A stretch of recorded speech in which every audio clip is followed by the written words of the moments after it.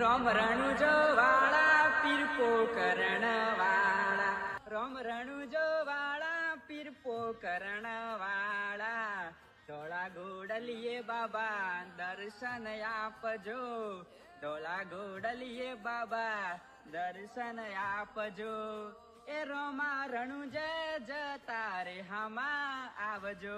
જય રામાપીર, જય માતાજી. તો હું નીકળ્યો છું મહીસાગરથી રણુજા માટે, અને એ બી અખંડ જ્યોત અને ખુલ્લા પગે મેં માનતા માંગેલી.